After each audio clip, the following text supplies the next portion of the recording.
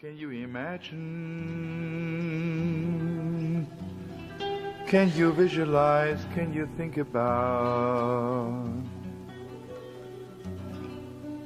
2,400 years ago, somewhere on a street corner in the holy city, Yerushalayim. And maybe, it was on Motzei Shabbos. Yeshayahu Noveh, the holy prophet Isaiah,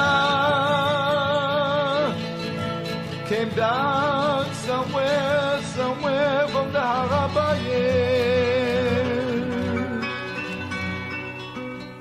Nachamu, Nachamu, Ami, Yomar Elokechem.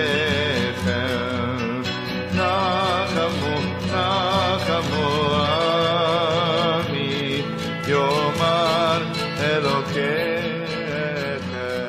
Give me a harmony. This is David Lichtenstein. Welcome to the Yeshiva Sholem. And this week we'll be speaking about summer topics. Many of you are traveling. You may be going to Eretz Yisrael, different parts of the United States, Europe. And one of the things we do is many people go to a Beis Hakavoros. They go to the Kivrei Tzadikim. They go to Kivrei Avos. So here's a question. Do you daven? Somebody's going to their father or their grandfather's keva. Do they daven? Do they speak to their father, to their grandfather? Or do they only daven to the Rabbi Sholem, b'schus their father? The answer may surprise you. It will surprise you. Can a Kayin go to Kivrei Tzadikim? Do we paskin like Reb Chaim and Kayin and Ksubis that says Tzadik is not metame? What about pregnant women? Many people say, oh, pregnant women can't go to a Beis Hakavoros. Is this wives' tale? Is it Baba Meisis? Or does it have a halachic basis? We will have this and many other questions. Rabbi Doniel, Neustadt, the Beis of Detroit, Rav of Pine Village. He's the writer of Emes L'Yaakov, his grandfather, great Rabbi Yankiv Kamenetsky's Torah. We will be discussing this. What about you stay in a hotel? Shabbos, motion detectors, key cards, coffee on Shabbos, etc. Rabbi Doniel Lander, the Yeshiva of HaChaim, Beis Medrash Talmud, will be speaking about hotels on Shabbos. What about you're in a remote area? You want to pick up a can of peas. It says peas, salt, water. Can you eat it? Well, Rabbi Sholem Fishbane of the CRC, director of Kashrus, what needs a Hechsher? What doesn't need a Hechsher? You're in a remote area. What can you eat?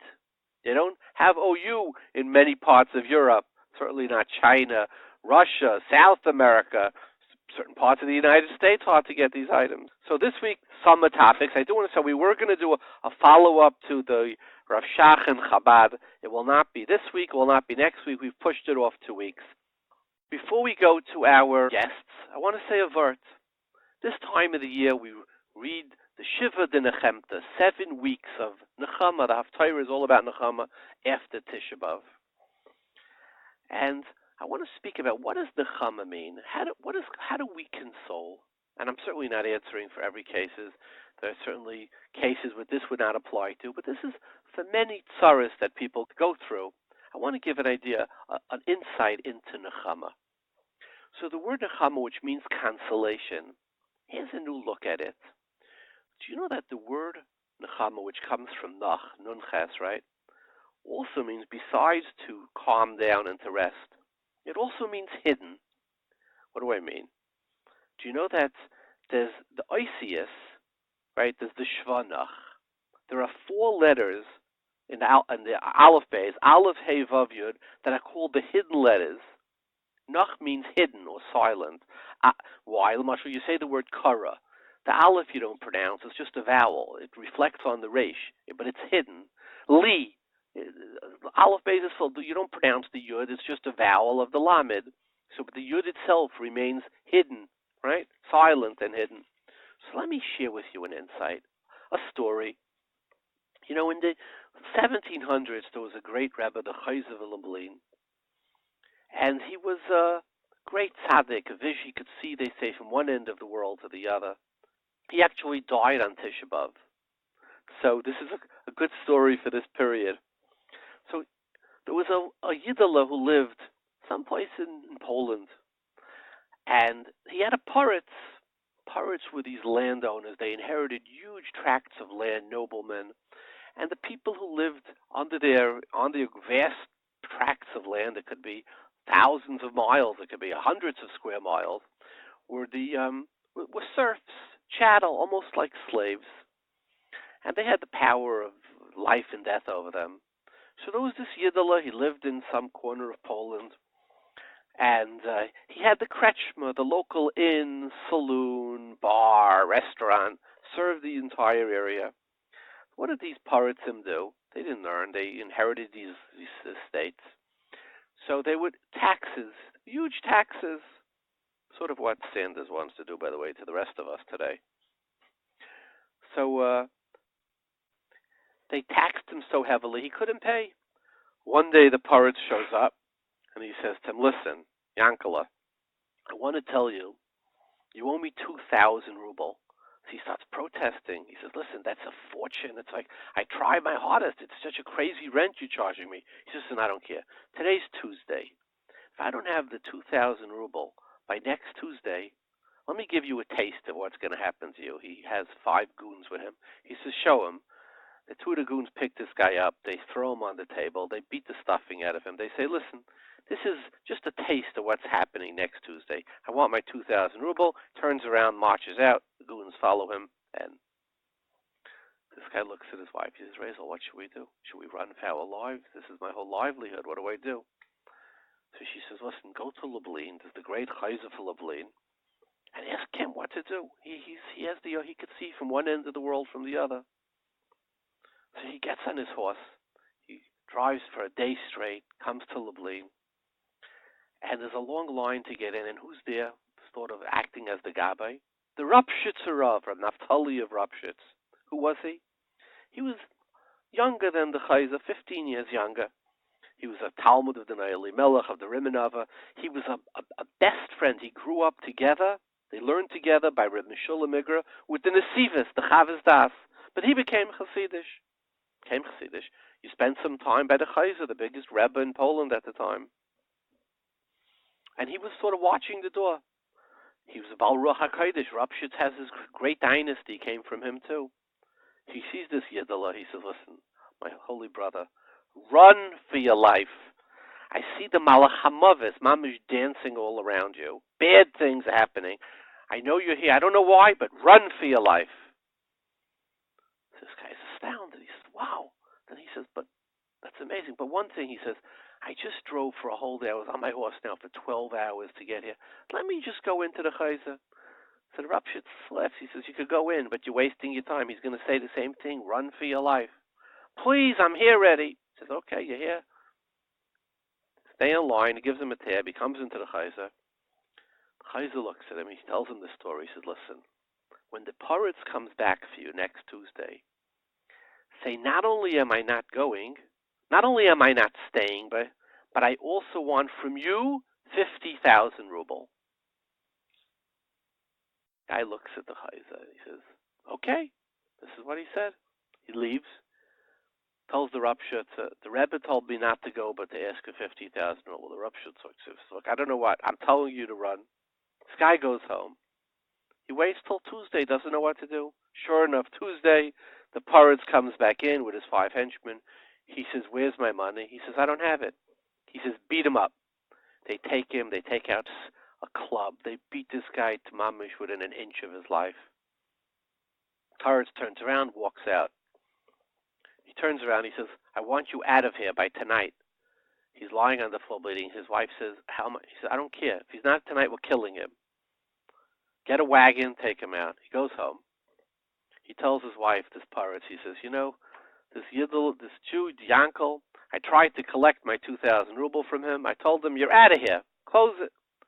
His wife looks at him. She says, she tells to this Graf, "You brought me here from Warsaw. I was a whole celebrity. I was the belle of the ball, the beauty of Warsaw. You think I wanted to come to this end of the earth, this plut of a place. I came here because you promised me some nightlife, there would be, some entertainment. He says, this saloon, Yankala, he's a capable guy. It's my whole nightlife. I meet with my friends there. There's a bar. He brings in music once a week. There's dancing. Ooh, I'm out of here. She says, I'm out of here. She starts, just bring me my bag. She calls the butler, bring me my suitcases. I'm back to Warsaw. And she looks at him. And by the way, remember, my father has a big hand in your success. Father, I guess some of the money came from her father, the Shver. So this guy gets all shaken up. She says, listen, if this guy leaves, I'm out. So he goes running back. He says to him, listen, Yankele, wait. They opens up one eye. He says, you could stay. You could stay. And I forgive you the 2,000 ruble. So Yankele opens his eye and he says, I'm only going to stay if you give me 50,000 ruble. He says, what, are you crazy? He says, that's what the Rebbe told me. So he goes back home, and he sees that his wife's luggage is already by the door. It's packed up. He says, did you get him to change his mind? No, I'm out of here. He says, wait, give me one more chance. He runs back. He says, Yankala, whatever you want. He says, I want 50,000 ruble. I promise you'll have it tomorrow. So he gives him the money. This Yankala marries off his children. He lives a happily ever after. One day his wife says, maybe go back to the Chayza, tell him what happened. He says, okay. Now he's already a wealthy man. He takes his steeds, with a carriage, he comes back to Lublin. Who's there again? The Rav Shitza.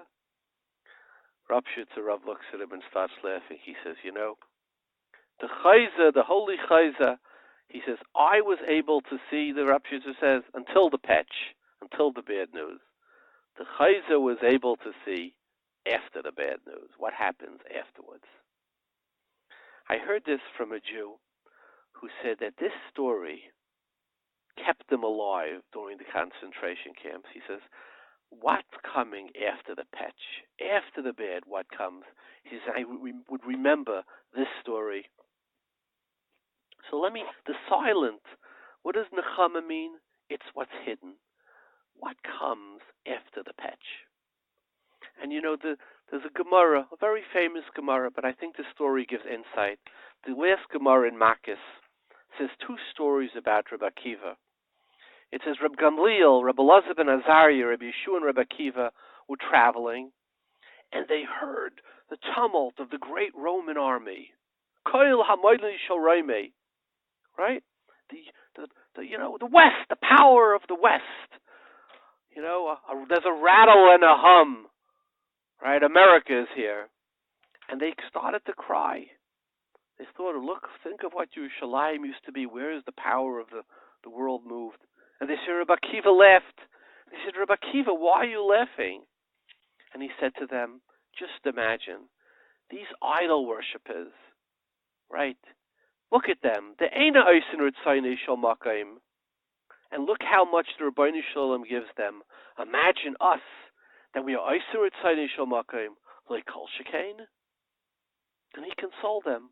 Look what's going to happen tomorrow. And then the Gemara says another story. The Gemara says the famous story.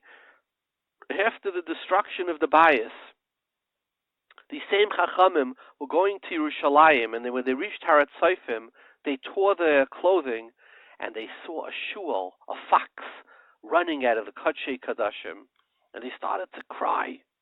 And Rabbi Akiva was laughing. They said, Rabbi Akiva, why are you laughing?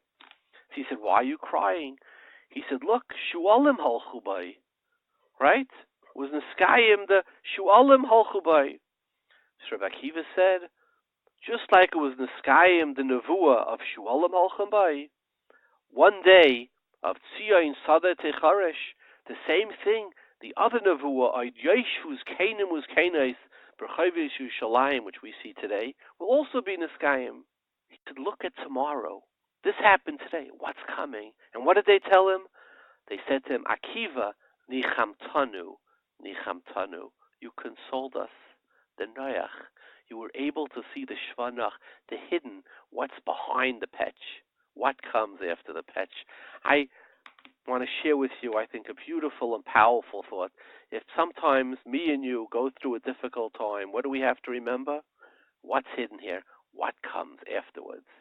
And now for this week's riddle.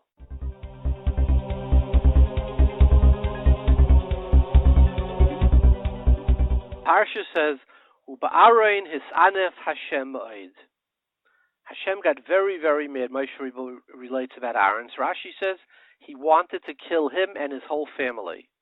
So Rashi says, "Vispal bad Aaron, I daven for Aaron, v'hoylt v'hilot tfilasi, my tefillah helped, v'chaper machza, u'meisu shnayim and nisharu shnayim." So Dasan v'avirim died, 2 died, and 2 didn't die. So my tefillah helped for 2. So the 2 died was seemingly, Rashi implies, because Uba'arein hisanef Hashem oid, Hashmidei. The question is, we know that there's a klal, ein adam meis, elo bechetei. A person dies, ish bechetei yumas. Everybody dies for their own averos. For example, the Magen Avram in Reish Chaf Hey Sivkat Hey brings the lavush. When you say Baruch Shepatranim Yein Shalzeh, till the bar mitzvah, the boy could die because of his parents. After the bar mitzvah, he's a gadol, ish bechetei yumas. So how could Rashi Baya say that Nadav and Avihu died of because of Aaron, his son of Hashem, because Rabbi Shalom got mad at Aaron, when we know that Ishbecheta Yumas and after Bar Mitzvah, a person lives on their own merit or dies on their own merit. This klal, and it's brought Lalach, I say, in the Magen Avram, is neged the way Rashi is learning in our pasuk that Nadav Avihu died because of Aaron, his son of Hashem. That is our riddle of the week, and I do want to announce that last week's winner was Elio Frankel. We're going to have his answer at the end of the program, and we will also be sending him his prize. Let's go to our guests. We have the honor of having with us on the phone Rav Doniel Neustadt. He's the Rav of Pine River Village of Lakewood. He's written many Sfarim, including he is the writer of his grandfather's Chidushei Torah Emes Liyaakov of Agoyin Rabbi Yankov Kamenetsky. He's formerly Av Bezdin of Detroit. Welcome, Reb Doniel. Hello. So, Reb Doniel, it's summertime, and many people go to Eretz Yisrael. And one of the things they go to Eretz Yisrael is they go to the Kfarim. They either go to Kivrei Avos, or they go to, to the Chalkas Harabanim to see their various Rosh Yeshivas or Rebbes. Rabbi Moshe Feinstein is there, the Brisker Rav is there, Chabina Rav is there, etc., etc. So we would like to have a conversation, something that we've never had about going to Kfarim. And we'd like to start out with the question, is it appropriate to go to Kfarim? Is Yadua, that Reb Chaim Volozhiner said that the Goyen didn't go to Kfarim, he was against it. And I think the Lashon of, in the Geras Hagra is, Kol hatzaris v'avoynes ba'em misham, all the tzaris come from going to the Beis HaKfaris because the klipos and is dabik to a person over there, bad spirits, etc. And he says he went one time to his mother's caver and he regretted going and never went back the rest of his life. So is it even appropriate to go to a caver? Okay, so like many other issues that we have in Yiddish life are, of course, different opinions and different stories and traditions about this issue, like so many other issues. We know that in Chazal, in going back all the way to the Gemara, to the Medrashim, there are several instances that great people went to Kivrei Avos. So we know that Yosef cried at his mother's grave before going to Mitzrayim. Chazal tell us in Midrashim. We know that Hakavoros has always been a place that Yidden have gone to cry over the Mama Rachel, going back all the way to Golis, to the Churban, on the way to Bavel, they staffed the Hakavoros. Rashi brings that down in the Chumash. We know, of course, the Gemara tells us that Kolev ben Yefuna was Nishtateach and Mars Machpela before going on the Meraglim. So it's certainly something that has been done from the earliest times. And we also know that since those days, it's been very widespread minig in Klal Yisrael, as you mentioned, that people go to Kivrei Tzadikim and Kivrei Avos. Those are really two different things, because Kivrei Avos is really a function of Kibbud Avayim. We find sources in the Rishonim that say that the Neshama has hana, has a pleasure, that when their descendants come and daven and visit, so to speak, their graves, and therefore it's a kibbutz of the aim issue, and it's become accepted like that in the vast majority of Klal Yisrael. Is it obligation? No. Is it something that you have to do absolutely? No. And the Chazon Ish is quoted that it's not a chiyuv to go to, even on the yard site, to go to Kivrei. People do it, but it's not a chiyuv. And if you ask the Chazon Ish, he said that if you could learn the same Mishnayos, give tzedakah, all those are preferable to visiting the Kvarim. That was his opinion, and I think that was more or less the Litvish Messiah. But there's other Messiahs in the Hasidic world, in the wide world out there. It's been widely accepted to do it. We can never say that it's something that's wrong or asur, because you got to look at the Minig Olam, and it's been widely accepted, no question about it. So the question is, what did the Goyin do with the Gemaras you mentioned? The Gemara in Elul Nemarim that says that. Sholem went and he said, Avoisai Bikshu Alei Rachmim. Rashi brings it in Chumash. Right. What did the Goyin do with the Gemara in Tainus?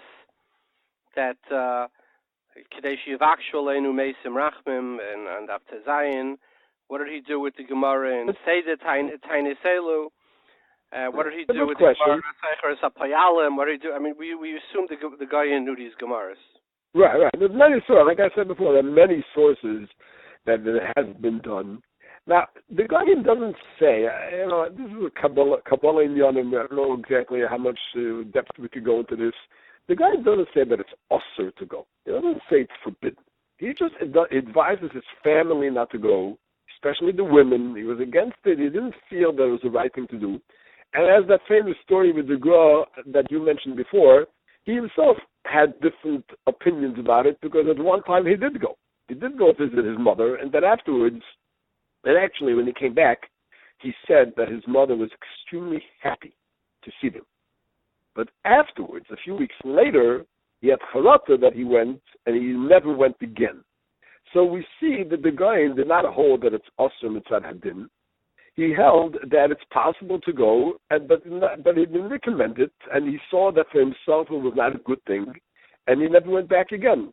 I think that it's a good question. I don't have a clear answer to this, but probably every person has to feel what it does for him.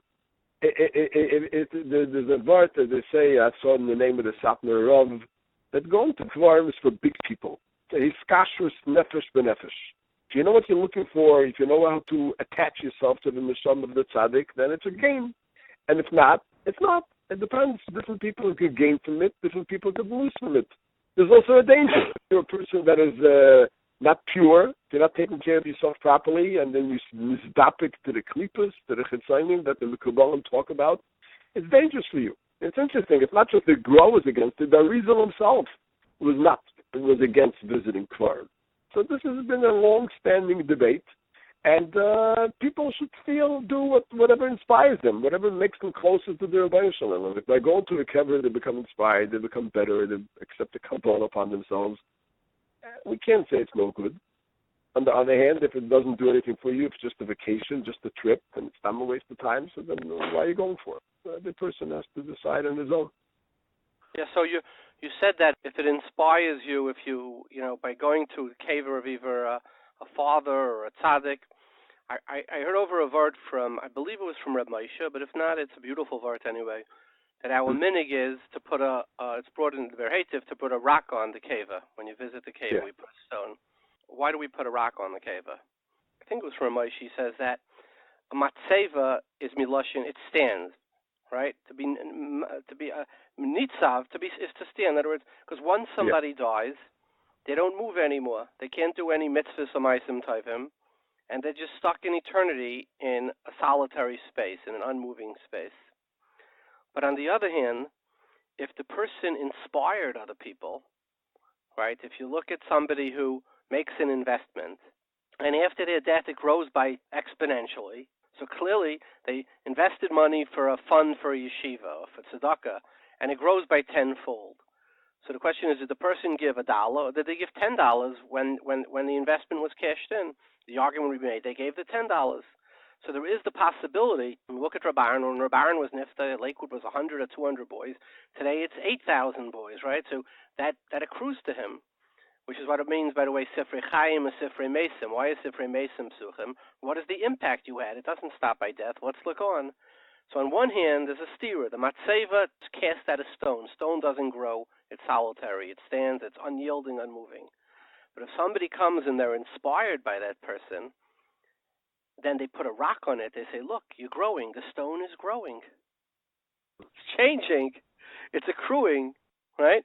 And it's interesting that when we say yisker, we don't say zechayr, which is on the avar. Yisker is always a lashon ha'asid. In other words, our yisker is not remember you, have a good day, but it's how do I remember you and yisker al shem asid so that it could impact us in the future. Yeah. So you're saying that if it inspires you, then you should definitely go.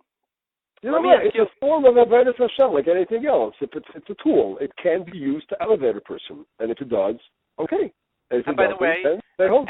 And the Shulchan Aruch in Hilchos Rosh Hashanah in Tav Kuf Pei Aleph, in Hilchos Yom Kippur in Tav Reish Vav, in Hilchos Tainus in Tav Kuf Ayin Tes, in Hilchos Tisha B'Av, in 4 different places talks about the inyan of going to Kfarim. So clearly, the Goyin is an outlier in this. Would you agree? Yeah. The Goyin was not going with the Ramah. I mean, again, the Ramah uses those 4 times during the year. It's sort of like you could deduce that not in those times you shouldn't go, right? You could also argue that those are specific times of Torah, of Tshuva. There's a specific purpose in going, and therefore only in those times and not in others. One can argue that, but that's also not, specific. He doesn't say that, right. though. The Goyin, no, he doesn't. And the Goyin didn't go on Rosh Hashanah, Yom Kippur, on the Tainus, or on Tisha B'Av. He didn't go on any of those occasions. No. Don't forget that no matter whatever you get at the cave of a tzaddik, you gain more by learning Torah. There's no question about it. The guy who didn't waste 6 minutes a year, for him to go to a kever is a colossal waste of time. For him, every person is different. But let me ask you, alternative. But Rabbi Neustadt in also in Hilchos Tainus, where it says, Acher Shemispalin, it says by the Tainus, Yoitzim Kala'am Lebeis HaKvaris, Boichen U'Mischanenim Sham. It doesn't say, but if you're in Yeshiva, you're better off learning. So it's missing the asterisk.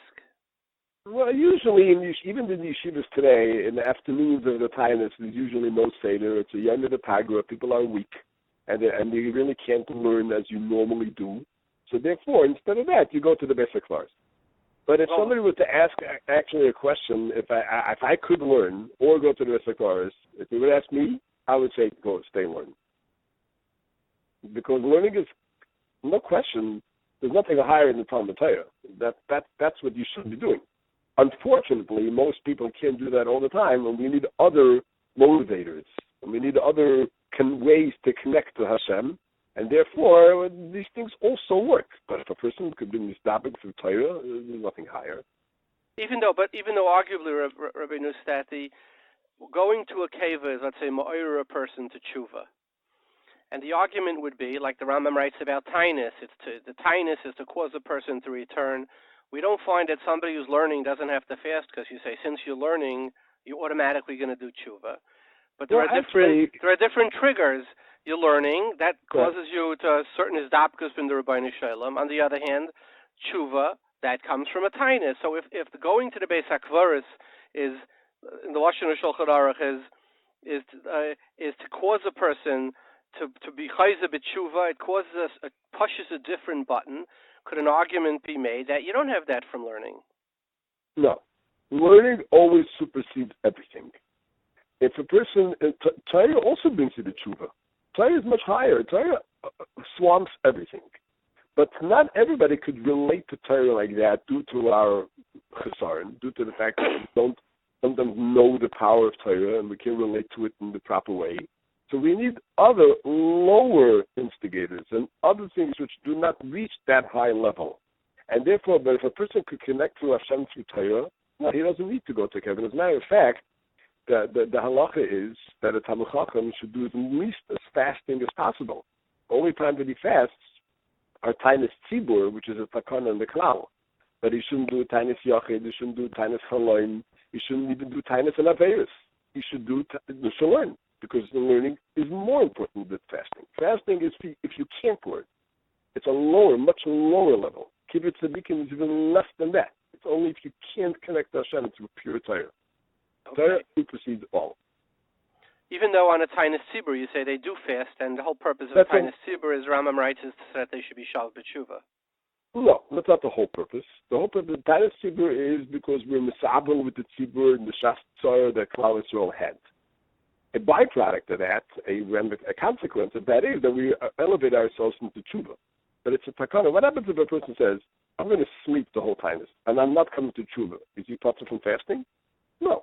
It's a din that you have to fast with the tzibur. That is the takana of the tzibur. It's supposed, like everything else, it's supposed to raise your level. It's supposed to do something to you. Some people do that, some people don't. But the fast is an obligation because Klal Yisrael has a takana. The Nevi'im or Mesakim that these days are fast days, and the person is not tired from a tzibur. But the tshuva is a byproduct of it, or where you're supposed to get to. It's not a prerequisite, and it's not ma'akiv in the tainus. Aha. Okay. Even though the Rambam in Hilchos Tainus, he brings the purpose is als tshuva, not als avelos of the past. But you have to get to tshuva. Yes, the purpose is to try to reach that. But again, if a person is not going to get to tshuva, he's going to sleep the whole day, he's not going to do any tshuva, should he fast? Of course. Mm-hmm. It's not ma'akiv in the tshuva. That's you need to get to it. It's a tool. It's a method. That's how it's one of the ways it's ma'oyer a person to tshuva. Okay, let me ask you another question. There are people who go to the Beis Hakavoros and they're mispal that to the tzaddik. They go to the caver of their whatever tzaddik it could be a Rosh, a Rebbe, and they go to Rav Moshe's cave, they go to Lubavitcher Rebbe's cave, right? They say, please be mischanen for me by the Rabbi Sholem, or I beg of you, can you help me? Now, there are those who say you're not allowed to do that because it looks like Deirish ala Meisim. Is that correct or not? That is a machlokes of a lot of people. A lot of Gedolim have spoken about this over the generations. And yes, there are two schools of thought about that. Some, including the Mishnah Berurah and most of the classic poskim like the Kitzur and the Chayodim and the Matefrayim, they say that no, that it's forbidden to directly address the mace because of the Meisim and other Isurim, and one mean only Daven to Hashem b'schus of the Meisim Toivim of this nifter, because he should be that should be counted as a schus for us. In other words, you can daven only to Hashem. You cannot address the mace at all. That is the view of the Mishnah Berurah and most poskim. However, Rabbi Neustadt, the Mishnah Berurah is Seiser himself. Yeah, right, in one place he paskins. Yeah, but in Hilchos Tainus he doesn't bring the Maril, and he says you can. He brings the Prima Godim that you can daven to the Mace himself. Right, okay, that's true. So there is a Prima Godim. There's others who say that one can address the mace, but you have to be careful. You're not allowed to address the mace to help you, directly. That's also called all shittas. People make a mistake over here. You're allowed to address the mace to intercede in your behalf and beg the Rabbi Sholem, since he's closer to the Kisei HaKavod, they ask the Rabbi Sholem to help you for your tzara. But people make a mistake in that, and they think that you could address the mace, that you help me. You, my Rabbi, you, my Rosh, whatever it is, you help me. That's forbidden to all views. Nobody allows that. So it's like a sin difference. It's like a malach. You could ask a malach. This goes back to the big machlokes of the Achronim, whether you're allowed to address a malach. It's the same thing. A malach or a mace is the same. So many hold that you're allowed to ask a malach to intercede on your behalf.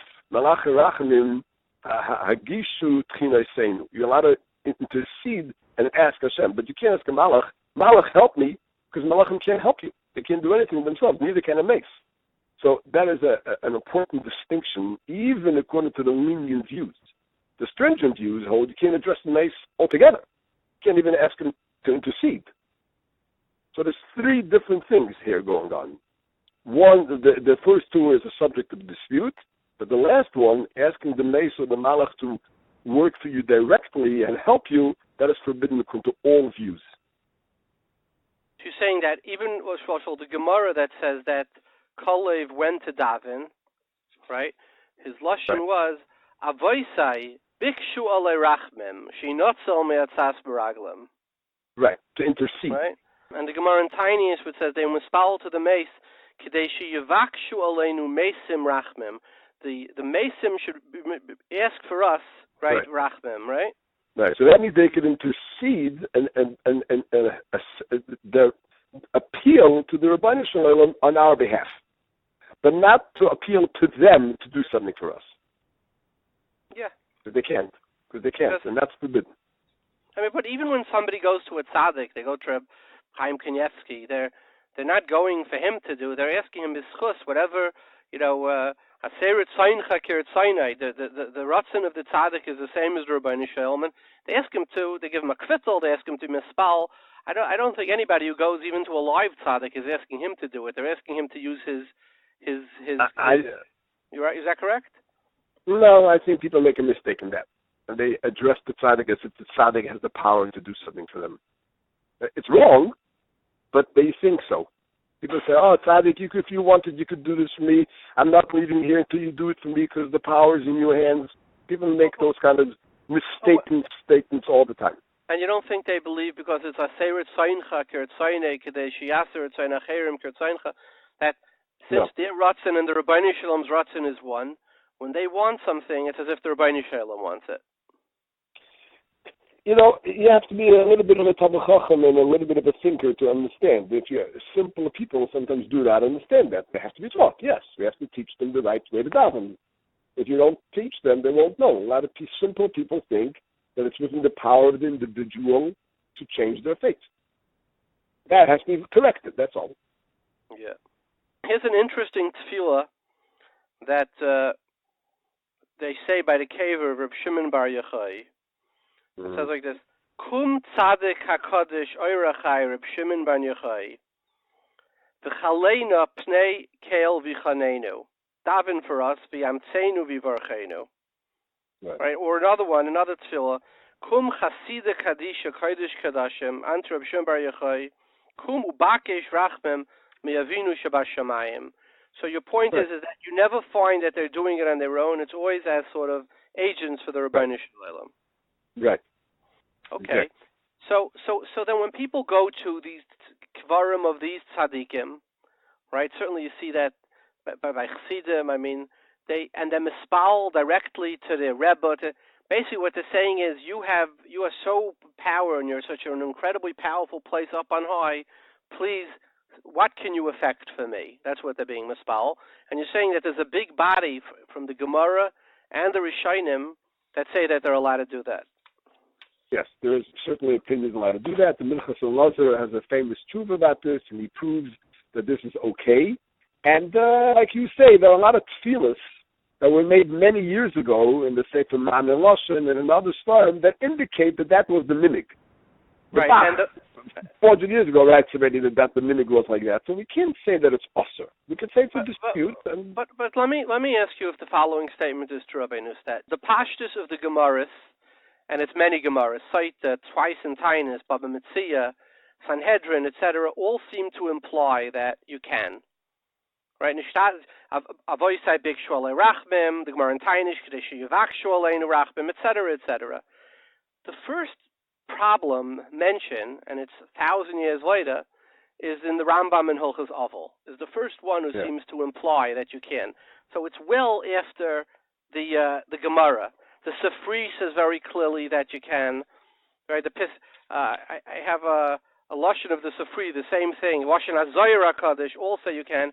So the opposition to it really starts 1,000 years later with the Rambam, and it's really an opaque Rambam. The Rambam in Hilchos Oval, where it says, "Tzadikim ein boinu lahem nefesh al kivrei seim, divrayim haim zechreinim," and then Rambam says very mysterious lashon.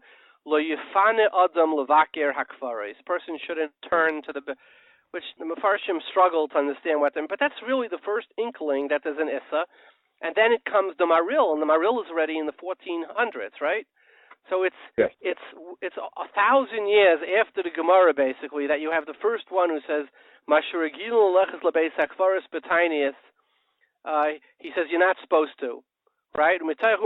It's Mokim Kaddish v'Tar v'Biyos al Admas HaKodesh al Yosim Agamase Neged HaMeisim. So it's 1,000 years after the Gemara, but you have Rishonim, the Drashis Haran says, here's a lashon of the Sefer Chasidim. Hanoya yesh lemeisim she'oyavim sheholchim al kivreim umevakshim al nishmosam taiva umeitiva v'gam kishem mevakshim mehem from the Meisim hey mispalim al HaChaim v'kalav ben Yefuna. So I want to just ask you, isn't it like hamoitzi mechaveri olav araya? I would just ask, when you have 5 Gemaras, you have a Drashis Haran, you have Sefer Chasidim, you have etc. And the first inkling is really the Maril, based on maybe not a very opaque Rambam, and Mishnah Berurah in Hilchos Rosh Hashanah says that you can't. In Hilchos Tisha B'Av he says you can. Isn't it a little bit like Hamoitzi Mechaveri Alav Araya, like the mass body of certainly of Chazal seem to say that you can. There's nowhere that it says you can, and then we start later generations trickling in, and yet, by many of Klal Yisrael, certainly by the Litvish Olam, it's the Skabal not to. So hasn't it sort of taken like a U-turn almost? No, I don't think so. I think that in the early generations, and all the sources that talk about it, you have to understand it. In other words, it was obvious to everybody in the early generations that you can't directly address the mace. They're not allowed to. They understood that as a double pashut. Well, they said Avoisai Bikshu Alei Rachmim. They're talking to the in other words, it means the schus Avoisai. I'm davening to Hashem, and I'm using this Avoisai as a melechiyosher, as a schus, like everything else that I do. This is part of the Meisim Torah, and they understood that intrinsically. Well, what do you say with the lashon of the Sefer Chasidim? Kishemevakshin mehem he mispalim al HaChaim. Hanoya yesh lemeisim. I mean, it certainly doesn't sound like he certainly, and he brings Kalev ben Yefuna as his source. He's certainly not learning that way in the Gemara. Okay, you know what? They have to. I don't know about that. It seems like they understood that they're davening the schus the mace, and they're asking the mace to intercede. It could be that they understood it that way. And look, there's different ways of interpreting the Gemara, and I don't know, it could be that the fact that nobody spoke about it before, it could be they understood it intrinsically the other way, and then after people misunderstood it in their opinion, they had to clarify it. It could also be like that. Look, in the Gemara itself, there are 2 opinions. Because the Gemara says, one opinion, the reason why to go to a caver is to remember your mortality. Right. The Gemara itself in Tainus. So in the Gemara itself, it's a debate. And there's the Manda Alma that holds that it's there to remind you of your mortality, which the Gemara says means that you can even go to a kever of a goy. Which is brought in Shulchan Aruch. Right. So certainly that he didn't hold that you should daven there. It could be that's part of the whole debate. That could be the machlekes in the Chazal. No, maybe he held like the goyin. You're not supposed to go to a kever at all. Could be. Or he held that even if you go, you shouldn't daven. It could be both interpretations of that mandam. It could be, but I'm saying, but the lashonis of the Gemara is Kedei sheyivakshu aleinu meisim rachmim. A few times in the Gemara, that certainly sounds simple reading. In that, according to that opinion. Unless Rabbi Neustadt, it's over generations, the Maril felt that it's getting misinterpreted, and they're davening, people are maratzim, and they're davening to the Meisim, not that they should intercede, but my point is only that the simple reading, even though it's today, like, if you would ask most Litvisher, they would say, you're not allowed to, but the big body of halacha, and certainly precedes it that you would be allowed to. That's my only point. But it's true. But the classic poskim generally go like the lashon of the Mishnah Berurah and Hilchos Rosh Hashanah, and they go by that. That is the way it's become accepted, and that's our tradition. But there are other traditions. Everybody can do it's nahara pashte. Everybody has upon whom to rely here. But what about pregnant women going to a Beis HaKvaros? There are no halachic sources that say that pregnant women cannot go to Beis HaKvaros. There is not any. It is true that by people, it's believed that way. I've been asked that many times, and people have such thoughts. But there is no source, not any source, that says that it's awesome to do.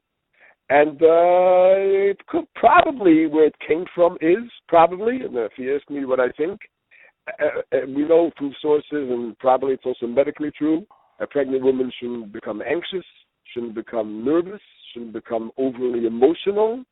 And generally, when a person goes to a Beis HaKvaros, especially if it's a relative, especially somebody they're close to, they become emotional, become anxious.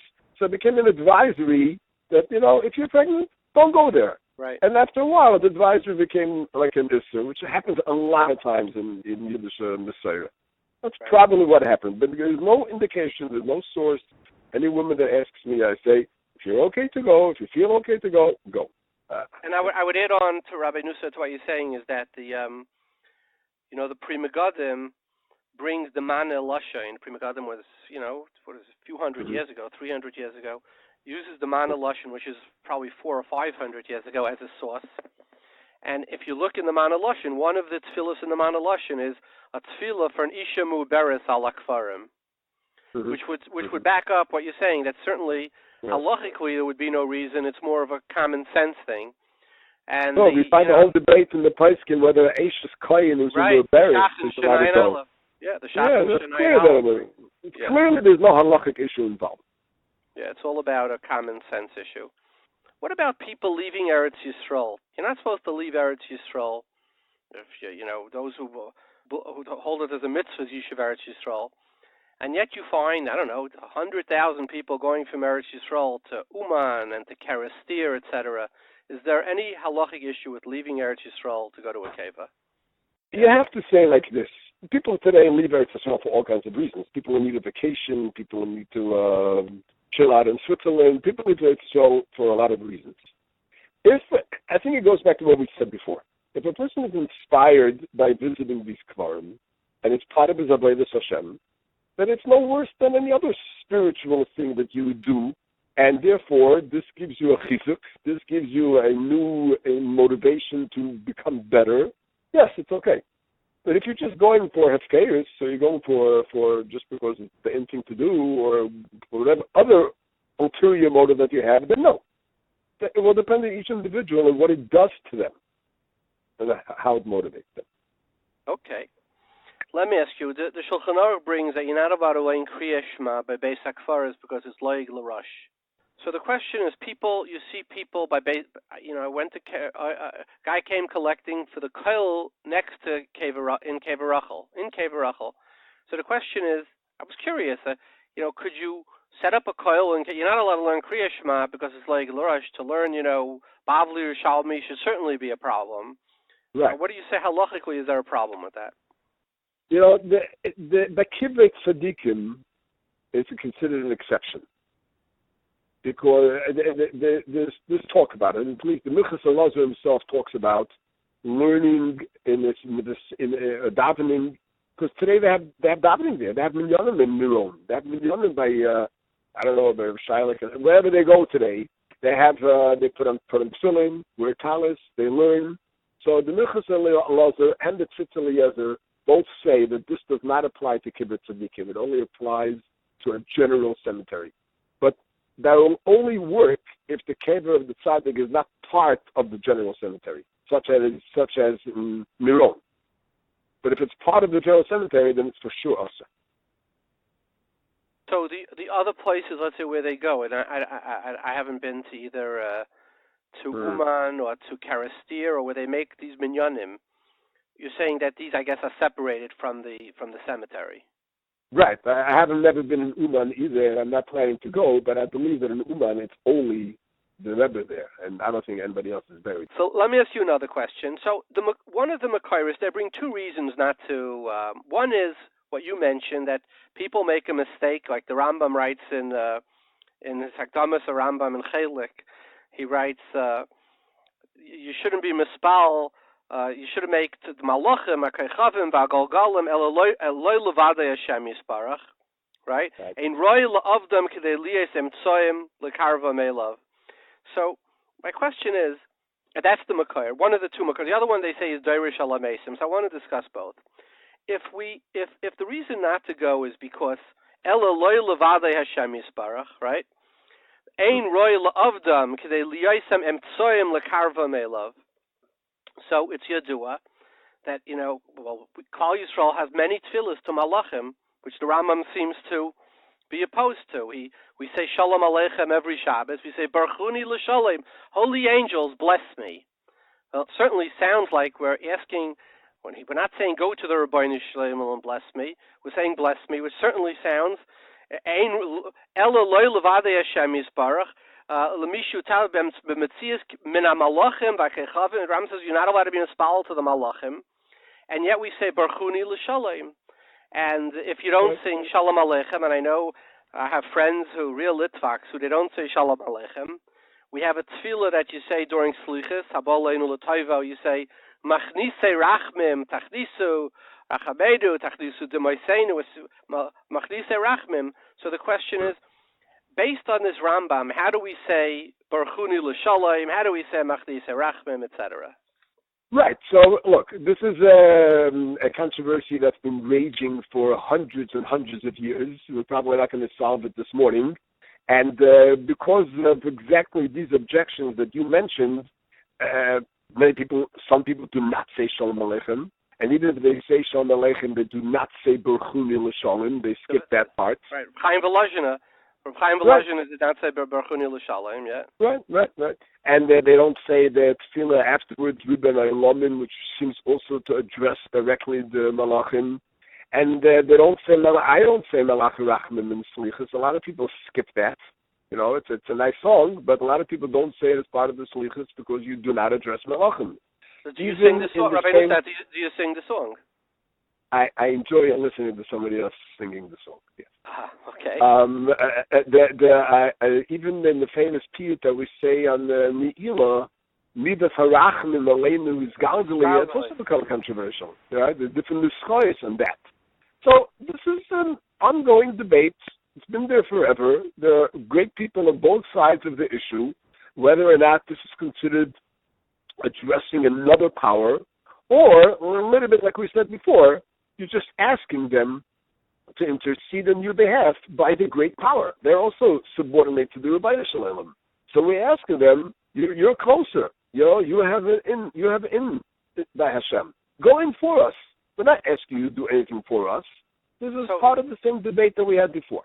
So Rabbi Neustadt, given that I would say the majority, I don't know what it is, but I would venture 90+% of Klal Yisrael sing Shalom Aleichem, right? It could be more than that, right? And given that, also, I'm curious, do you sing Barchuni L'Shalom or no? No. Interesting. Wow. Okay. I'm a Mr. Litvak. But good. You certainly have a great Messiah. But I've never before met somebody who doesn't say Barchuni L'Shalom. And given that the vast majority of Klal Yisrael both sing and say Machnise Rachmim, is it fair to say that they assume that people are intelligent enough to know that when you ask the Malach, it's like asking the Gabbai. Excuse me, I'm giving you a kvittel. Could you please bring it inside?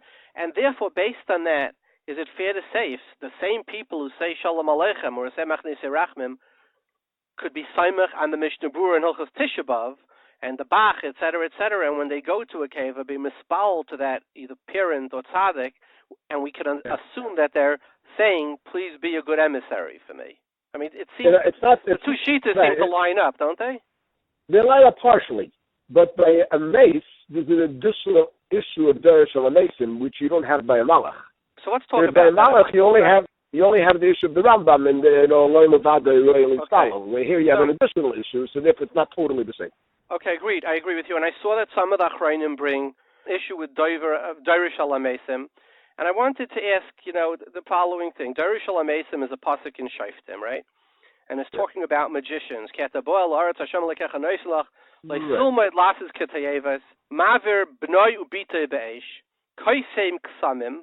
Somebody with incense raises, certain visions in the air. Somebody, all these black magic. So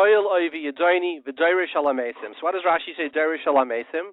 He takes some type of a bone from the cemetery, and he puts it next to his male organ, and there's some type of a magic, there's a Derish al Meisim, or Hanishal Begolgolos, who takes a skull out of the ground, and he does. Now, to compare going to Daven by an or a thing to taking skulls out of the ground and putting it on your male organ, it just seems like it's like taking Vavadatem Alehem Acherim and saying I have a pasuk in the Chumash that you should din avodah zarah. It just seems al pi pshat, such a distortion of. If you look into Even Ezra, what does the Even Ezra say? Derish al Meisim, ha'holchem al beis hakvaros v'loikchem etzem adam meis. I mean, when somebody goes to a tzaddik, are they picking open the keva and taking out atzamai? So isn't it like a real stretch to compare Derish Meisim to going to a Beis Hakavoros? Yeah, it's true. What you're saying is true. Nobody holds that this is the Deraisa of Derish Meisim. Right. The simple and the lav of Derish Meisim is like you say, you go to the Beis Hakavoros and they take out the etzim and all those things. But this, I believe that the first one to say that directly addressing a mace is Derish Meisim is in Eliyahu Rabbah in Hechsher Rosh Hashanah. And what he means to say is he's playing on the words. He's saying that somebody does that. He's not over the issue of the rice of the Derish Meisim, but he is, in a sense, that's what he's doing. He's addressing the Meisim, and we don't address Meisim. So you're right. It's not the basic issue. It's like a masmachta to it. It's like and I would say, and I would agree with you. And when the Bach brings it in Reish Zion, he brings it from Reb Chaim Paltiel, and he says, "K'tzas haya nira k'Derish Meisim," which is what you're saying. It's some type of like a metaphor, an appearance. Right. Rabbi Neustadt, is there any? I know you're a Rav. You get thousands of shilos. Is there any other? Did I miss anything? As far as visiting, well, everybody's always asking about washing their hands afterwards, and that is brought out in Shulchan Aruch that you need to wash your hands after leaving a kever. I don't know. It doesn't address directly whether you have to wash your hands after leaving Kivrei Tzadikim. I don't think the minig is after leaving Merolim people wash their hands or kever rochel. Maybe they do. I don't think so. It certainly applies to a regular general cemetery. But Kivrei Tzadikim, again, that's so much more elevated by us in a certain sense. It's almost like a Makom Kodesh. So do we say that a Ruach Ra goes in the hands after Kivrei Tzadikim? I don't know if there's a real source that addresses that. Maybe yeah, maybe not. But I don't think the minig is like that. So I don't know. But actually, I'm going in a regular kever for sure. One should wash his hands and not go into his house or to another house before doing so. There's an element of sakana probably involved in that. Okay, let me ask you a question that I have seen Kohanim go to the kever of they go to Miron, they go to kever Rachel, because they say they say that Nikru Chayim, right? Yeah. What we don't postulate that. As a Rav, what would you say to that? No, if anybody would ask me, I would say you can. You've seen it? You've actually seen Kohanim? I've actually seen Kohanim go it, and he said I'm Saimecha and b'misasim Nikru Chayim. Yeah, Taifas brings down Rabbeinu Chaim Cohen was metam himself to his Rebbe, the Rabbeinu Tam, because of this power.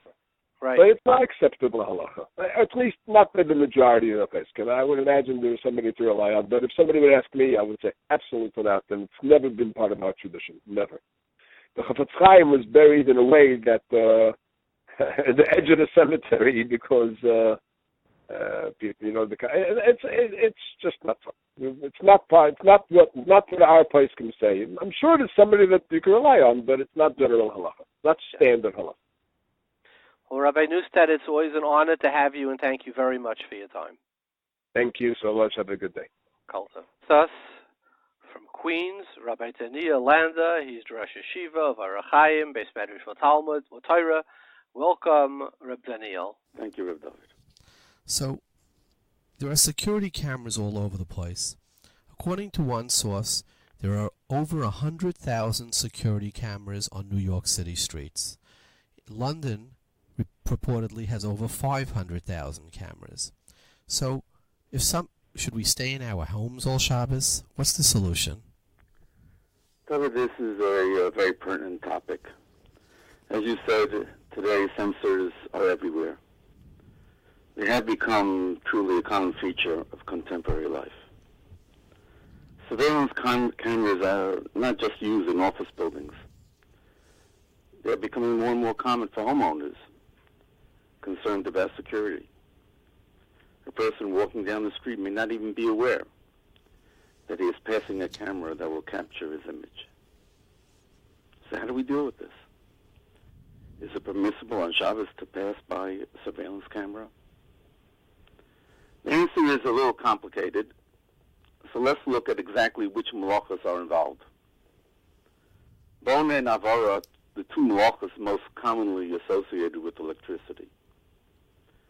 From that standpoint, Shlomo Zalman Auerbach maintains that there is no concern here, since walking in front of a camera does not complete a circuit.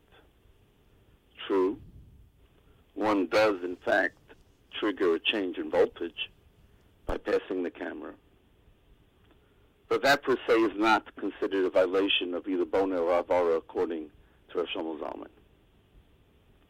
The shaila of surveillance cameras and closed-circuit TV, however, primarily touches upon the malacha of ksiva. We ordinarily think of ksiva in terms of writing of letters. After all, the Mishnah in Shabbos states, "Akosev shtei osios chayev." One who writes two letters is guilty of violating the Shabbos. But the Rambam in the 11th parak of Hilchos Shabbos is quite clear. Painting is also included in the malacha of ksiva.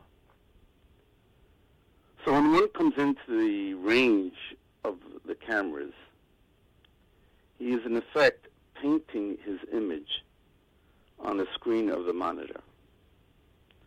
So the question is whether this constitutes a violation of ksiva.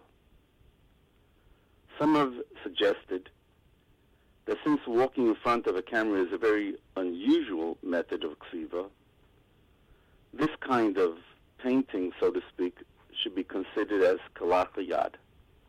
It's like a righty writing with his left hand. But not everyone agrees with that.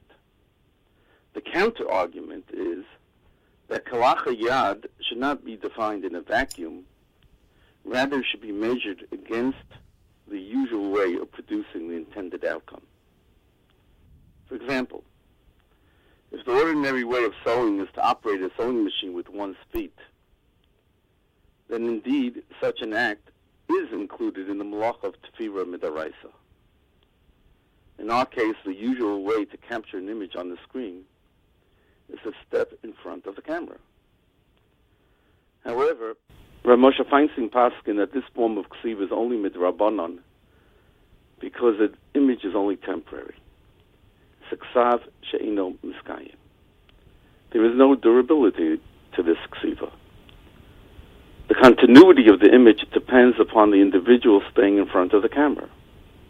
Once he leaves the optical field and walks away, the image disappears. Why is this point important? What practical difference does it make if it's ksiva midrabanan or midaraisa? At the end of the day, it is still prohibited.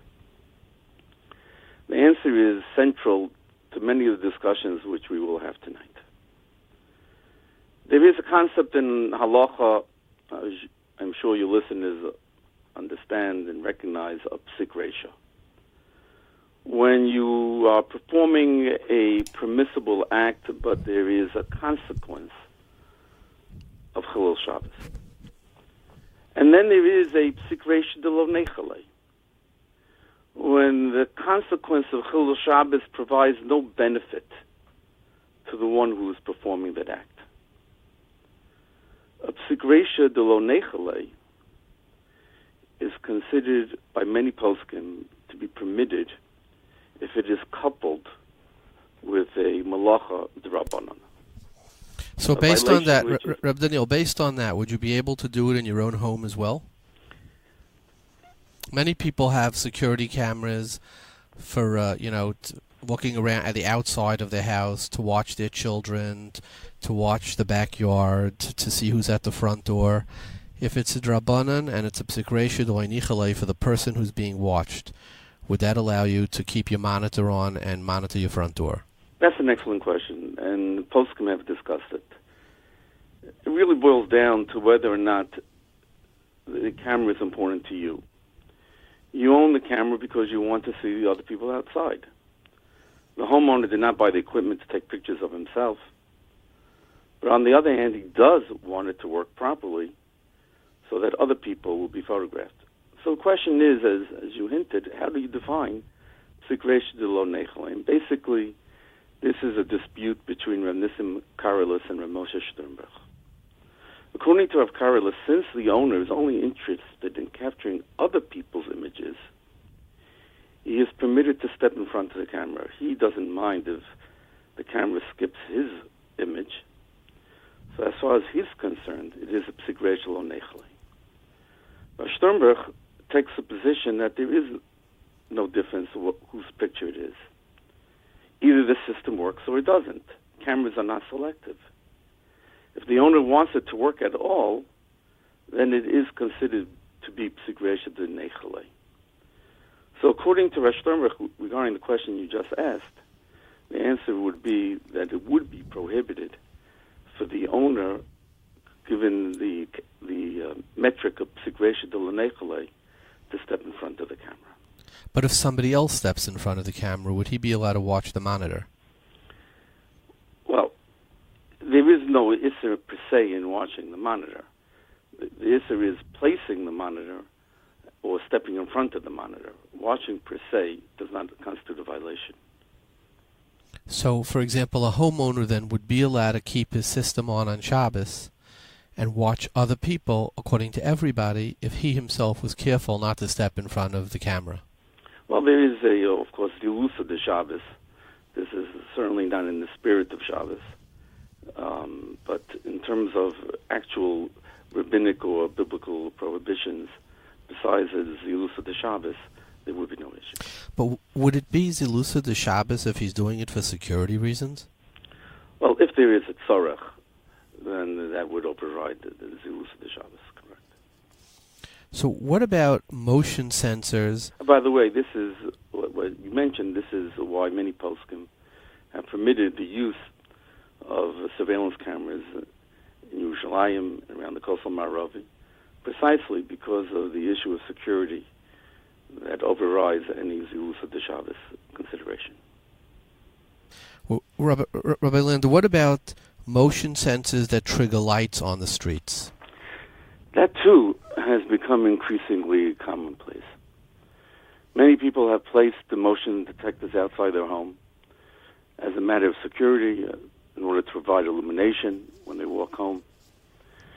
And many people are confronted with the fact that an innocent act of like walking home from shul Friday night may indeed trigger the turning on lights. To understand the answer to your question, we first should look into how motion detectors work. The device shoots out an ultrasound beam. The pedestrian walking in front of the motion detector breaks that beam. And the sensor, when it detects that change, trips a switch to turn on the lights. At first blush, this seems pretty obvious. Walking near the motion detector seems to directly and immediately cause the lights to go on. You wouldn't call it a grumma. It's really tantamount to flipping a switch on in your house. The case is different than, say, opening a refrigerator door. There are poskim who, in fact, prohibit opening a refrigerator door when the motor is off, because opening the door brings in warm air and causes a compressor to be activated. But Rosh Shlomo Zalman Auerbach is matir, based on the leniency of grumma. According to Rosh Shlomo Zalman, since there are several steps as well as a time lag that separates the opening of the door and from the activation of the compressor, halachically speaking, there is only an indirect relationship between these two events.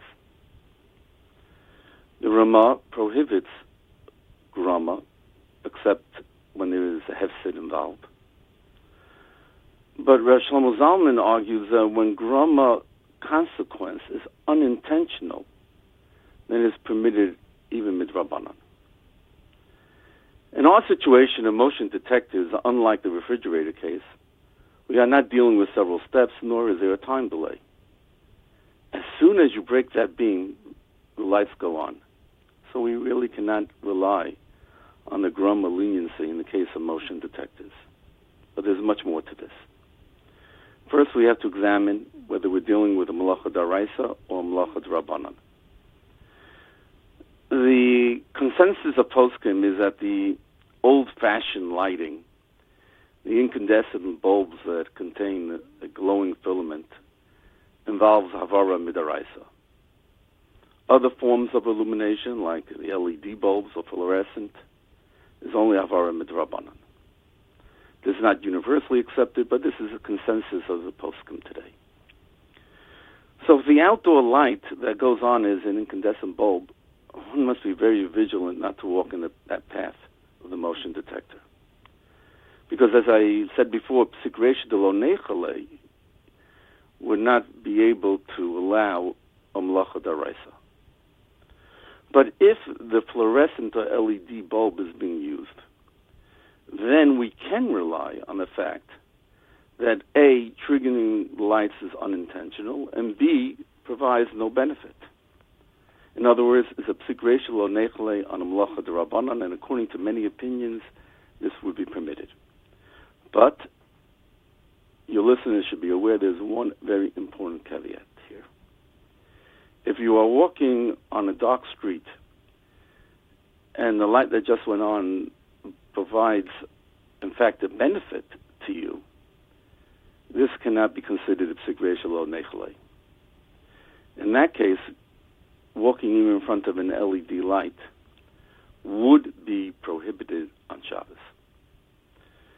I also want to mention a very interesting opinion of Shmuel Vosner, printed in the last chelek of his Chuvas, that your listeners should be aware of.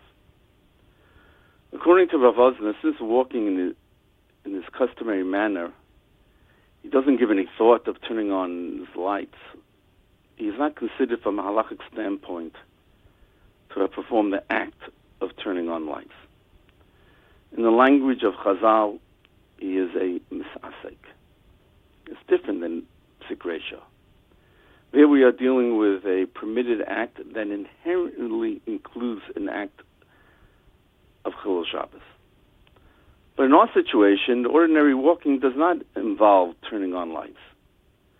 So even when these two actions collide, we don't connect the fellow walking down the street to the Chilul Shabbos consequence. If you think about it, it's really a far-reaching svara that has a whole range of implications, including the answer to your first question about walking in front of a surveillance camera. But, and this is important to remember. So this would help for an incandescent light as well, then? Correct. But Rav Vosner also would limit his psak to situations that are not nechale. So if you're walking down a dark street in Muncie and there is no street lights, so even Rav Vosner's psak would not allow someone to make that route past a motion detector. Let me ask you a question, Rabbi Landa. We're talking to the Rosh HaYeshiva of Landa. There's a famous Rashba in Shabbos that says that if a deer runs into a house and the homeowner shuts the door because he wants the deer, but he also wants to be shomer his house, it's not considered a malacha, because you look at the main intent, which was to guard his house. Could we use that svara to say that somebody who's walking down the street, he's really more interested in walking down the street and turning on lights, and to use that as a sniff to be mater? Precisely. That's what Rav Vosner does quote in his tshuva. There is a machlokas between the Rashba and the Ran regarding this point. When one locks the door to his house and there's a deer, and his interest is to guard the contents of the house, but not the deer per se, the Rashba does not consider this to be a violation of the Melacha of Seder. The Ran disagrees. The Mogen Avram is posek that we should not rely on the Rashba, but Rav Vosner maintains that even the Ran would concede to the Rashba that in our case, when you pass motion detectors and you are simply performing an act of walking, which is your customary way of traveling from one place to another, that there is no hint involved in the act of walking with respect to turning on lights, that this is considered to be misaseh. So I have a question here, Rabbi Linda, from Shimon from Flatbush emailed me a question. It says, in your own home, would you be allowed to put lights for security reasons and tell the members of your home to walk through a door that does not have lights so that they are not using the motion sensors, but everybody else is? Well, again, if you are providing light outside your home and there is no street light, then you are involving others potentially in an act of Chol Shabbos because they will receive benefit. And for them it will be a psigresha denechalei. But according to Rav Wosner, it would be fine in this case. No, even according to Rav Wosner, one is permitted only in a case where you do not derive any benefit. Rav Wosner is very careful that when there is nichalei, when there is benefit that is accrued by the passerby, then it would be prohibited even according to his svara. Mind you that the Rashba is talking about where it is when you do not have intent to capture the deer. Rashba says if you have kavanah for both, it's okay. As long as you have kavanah also to close the door, but you cannot solely have kavanah for the deer, but as long as you have kavanah for both, you would be okay. Well, it says that if it's nichalei, then it would be problematic. So therefore, if you live in a well-lit street, then you can place a motion detector with an LED bulb. But if you live in a street where there is no outdoor lighting, then one would be prohibited from placing this motion detector on Shabbos. Rabbi Linda, what would you say to the following svara? All the malachas of Shabbos is where you are doing something. Where, however, you are doing something and somebody else is causing the malacha to happen to you, there is, in all of Hilchos Shabbos, we don't find something like that to be asur. So here, even if it is nichalei, I am walking, and you are the one who is putting a beam on me. So we don't have an example of this duality in all Hilchos Shabbos where, in effect, you are causing me to do a malacha. And as such, is it possible to say that this would not be a malacha on Shabbos? This touches on a very basic principle in Hilchos Shabbos, and that is malachas machshavos. The guidelines for what constitutes a malacha on Shabbos do not conform necessarily to what the guidelines that apply the Chol HaTorah Kula. And this is rooted in the Gemara in Shabbos on Daf Samach, where the Gemara tells us that if one throws grain in the air and the wind is instrumental in separating the chaff from the grain, that whereas b'chol HaTorah Kula this would be only grama, on Shabbos it would be prohibited because malachas machshavos asur Torah. Whenever one does a malacha, even if there is other involvement, nevertheless, if your machshava, if your intent is fulfilled, and that intent involves an act of Chilul Shabbos, one is liable for violating Shabbos. And this is a Gemara that Rav Chaim Ozer, in his famous tshuva that prohibited the use of electricity, used to reject the claim that electricity is only grama and therefore should not be included in the Issa Shabbos. Rav Chaim Ozer cited this Gemara and said, no. Since the malacha is fulfilling your machshava, we don't consider this to be grama. So therefore, returning to our case, walking down the street, you are passing by, you are causing the light to go on. It does provide benefit to you. It is nichalei, and therefore we cannot consider this to be grama. Rather, it comes under the rubric of malachas machshavos asur Torah, and it would be prohibited on Shabbos unless it is a psigresha lo nechalei, unless there is already street illumination and you do not receive any benefit per se from the motion detector. What about sinks or toilets that are activated by motion detectors?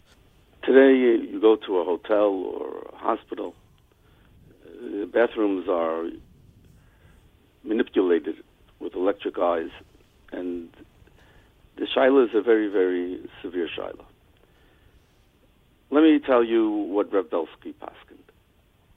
Rav Belsky maintains that we find in the Gemara Eruvin and Daf Mem Aleph, where one is permitted to leave the tchum in order to take care of his biological needs, and covered avriyas allows us to be exempt from what ordinarily would be also midrabanan. There's a Gemara in Shabbos that similarly applies the concept and the principle of covered avriyas to waive the Isser of Muksa.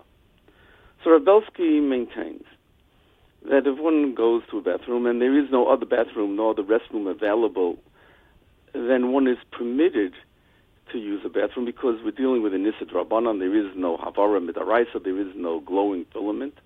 And Kavod Habrios is matir the Issa Drabanan. However, Rabelsky was careful to add that this psak would not apply to using a sink because then it's not an issue of Kavod Habrios, and therefore one should be vigilant not to use a sink in which there is an electric eye. If you use a hotel room that uses motion sensors to monitor air conditioning, heat, etc., what should one do?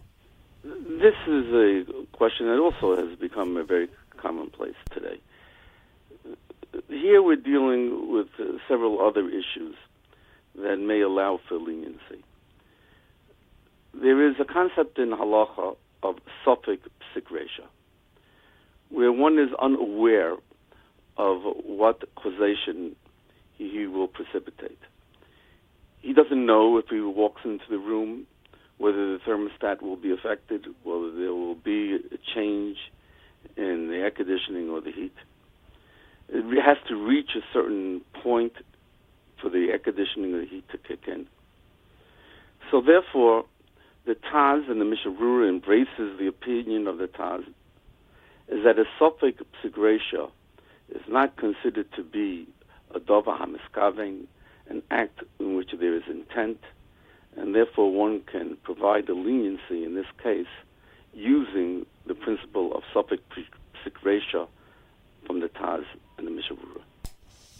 Hospital doors. Getting in and out of the hospital is always problematic. Do you have any suggestion? Hospital doors are monitored based on stepping on a pad, motion detectors. There is no heter to step on a motion on a pad to automatically trigger the opening of the doors. What I would suggest is that you should wait for Einu Yehudi to step on the pad to open the door, and they should follow the Einu Yehudi. He will be resetting the timer, but that does not involve a violation of Shabbos, and therefore he should gain entry using that method. What about using the elevators in hospitals? Is there any way to, if your wife is on the high floor on a hospital, is there any way to use the elevator if you don't want to climb 22 flights? There's a machlokas aposkim about the using elevators. Mokum sorach, one could be matir. However, one should be careful not to enter the elevator after the elevator's doors have already started to close, because then he's triggering the electric eye, and it would represent a kavana le'isser. When the doors are open, then Malcolm Sorach, he would be permitted to step into the elevator.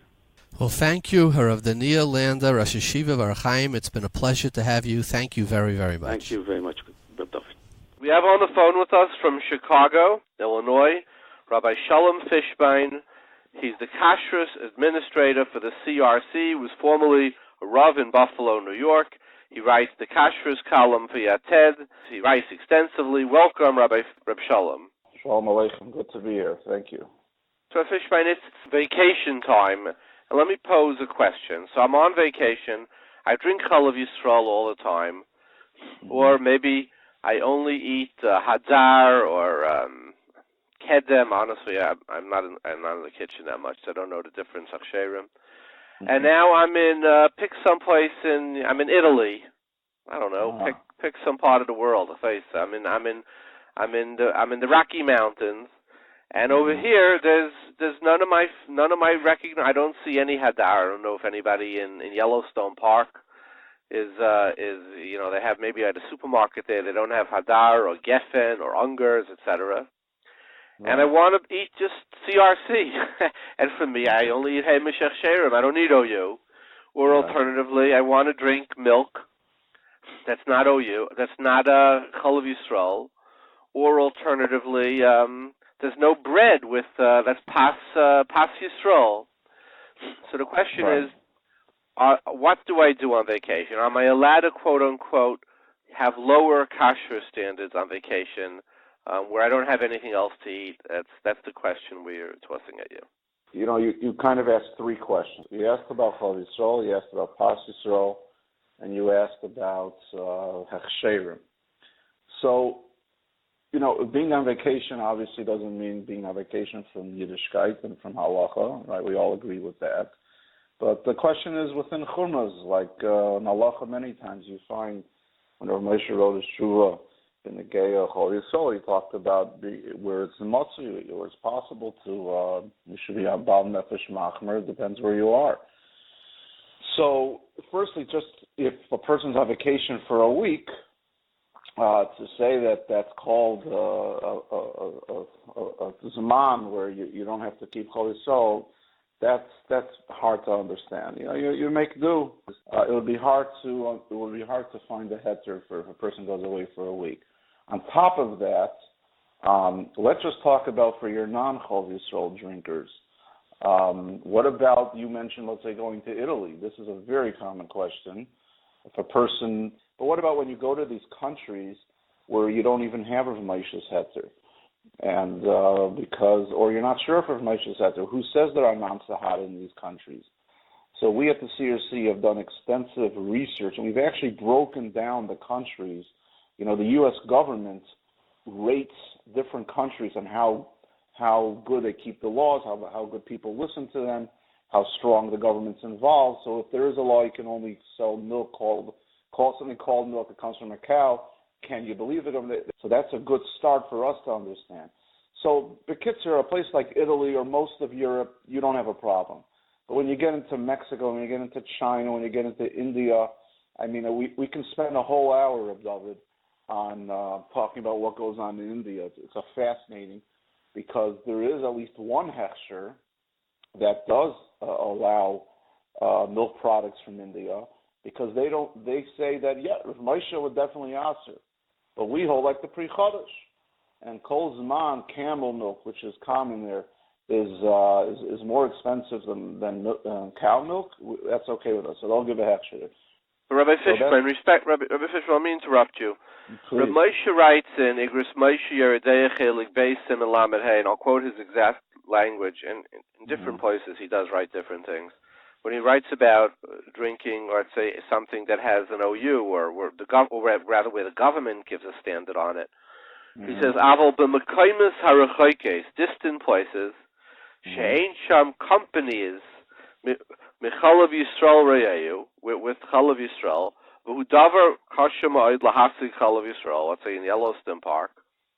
Afli yechidim ein lahem lahachmer. You want a coffee? You're in a place where you just can't get Chalav Yisrael. He says there's no reason to be machmer. And I imagine Rav Moshe's svar is, he says, you know, the Pri Chodesh is the Pashtus HaSugya. In other words, the Pri Chodesh says that we're there, the whole shash of Chalav Akum is there's going to be a behemoth tmei in the Eder. But the Gemara says if there's no behemoth tmei or nimtza in the Eder, then it would be mutter. So based on that, the Pri Chodesh says, since in areas where they don't use camel milk, because I think camel milk would be 5 times the price, it can't be easy to milk a camel. Their kick is supposed to be rather fearsome. So Rabbi Chodesh says, so Rav Moshe says, the Sam Seifer comes and he says, no, we have once it became a gzeira that you have it, so even if there's no behemoth meir, it's just a gzeira drabanan. Rav Moshe says, today, even the gzeira is niskayim, because since there's mirsis, the goyim are afraid, so they don't want to lose their license, they don't want to become known. Imagine if some big company, Dairy Lee, now they used camel milk, what it would do to Dairy Lee sales, as well as, he said, the government's mirsis. He says, based on that, he says there would be everything has a din of Chalav Yisrael. So he says, the Mekaymes Harachaikim. Now, Rabbi Fishbane, you want to put a caveat on it if you're only there for a week. Rav Moshe doesn't mention such a caveat. Right. I mean, for sure. I wasn't speaking in the name of Rav Moshe. You're 100% right about that. No, but you're saying, do you want to add this? You say you believe Rav Moshe would say it only if it was a short time, he wouldn't have this heta? I'm just curious. obviously, again, I can't speak for Rav Gadol Adar, but I could say that Rav Moshe was saying, Rav Moshe was being matter, that, not being matter, he's saying there's a non-Sahari, but then he says, Bal Nefesh Yachmer. What I was coming from was from a different angle, that a person has a nether, right? He decided to be machar on himself to keep Chol Yisrael all this time.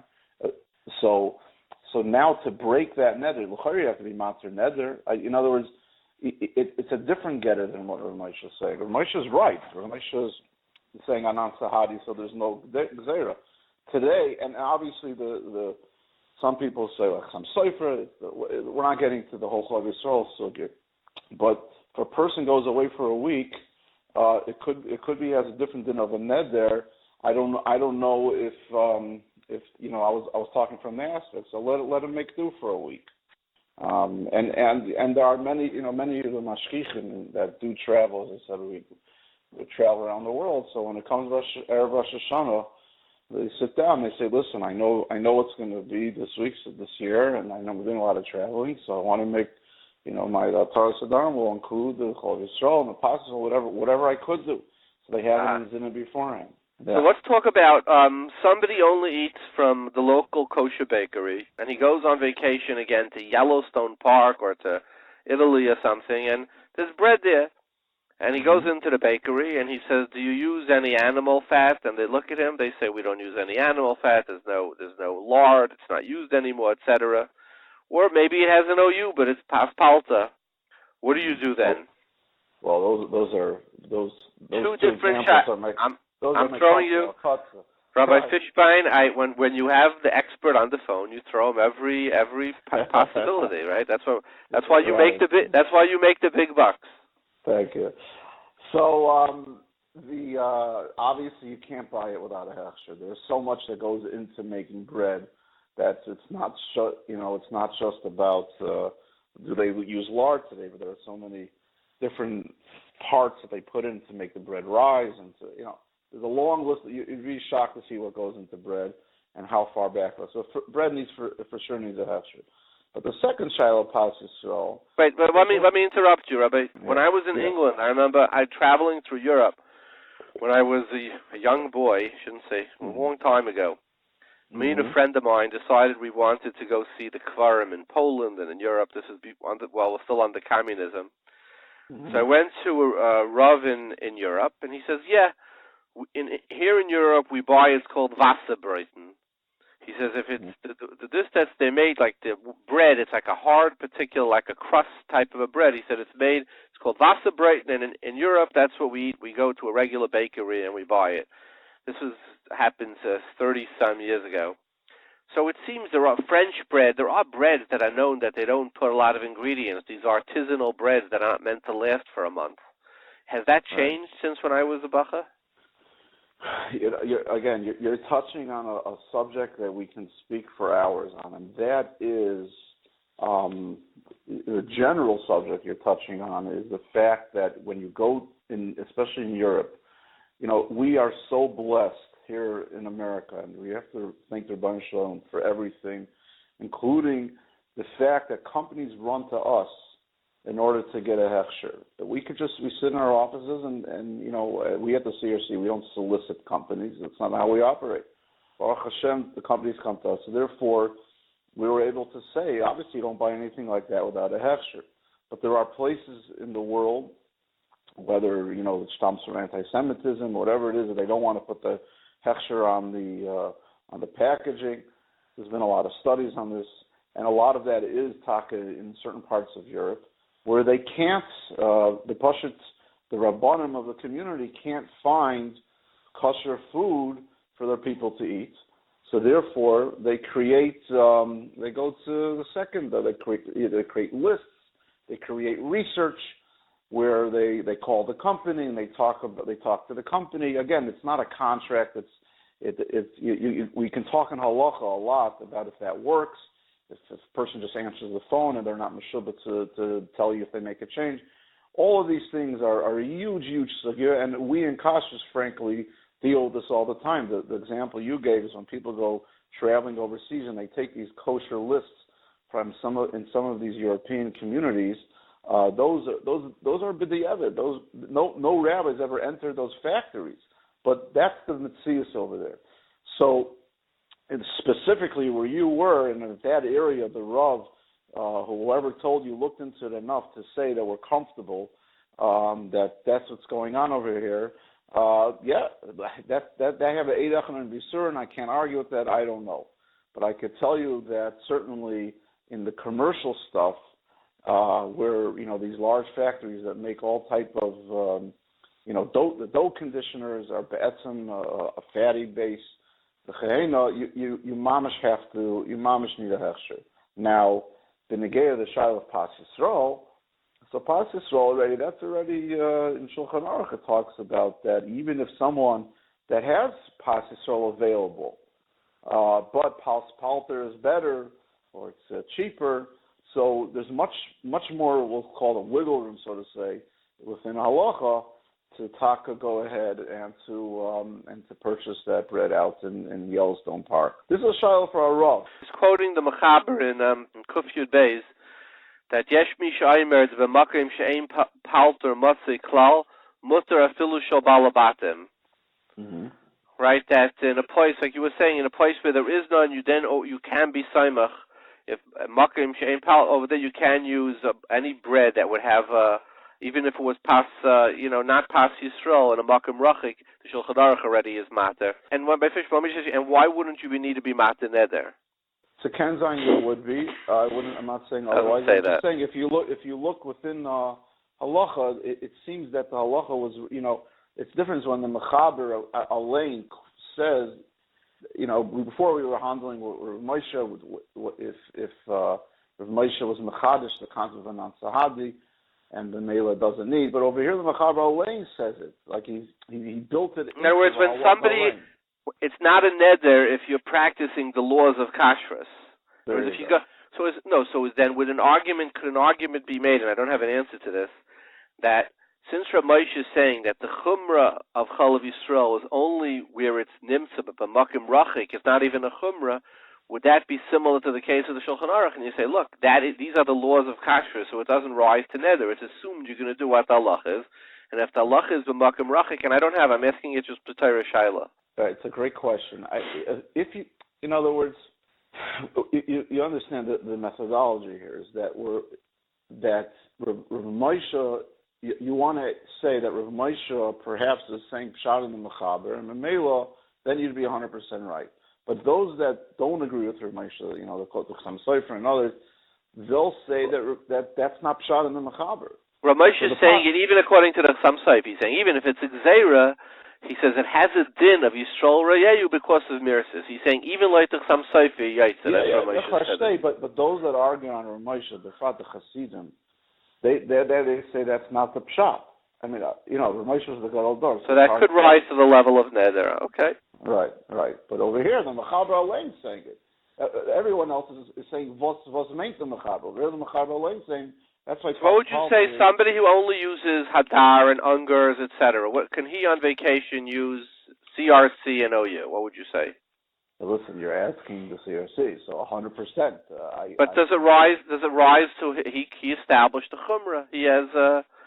I don't think so. The answer really to that is it really depends on the product. There are certain products that the etzem, it's the zelvazach, and I'm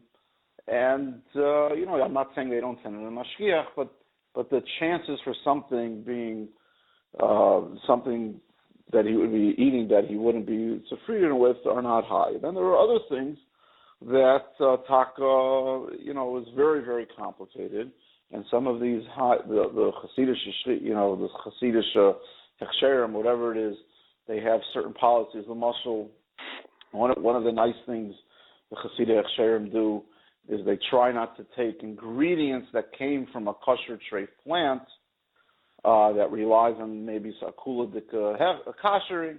There are certain things that so.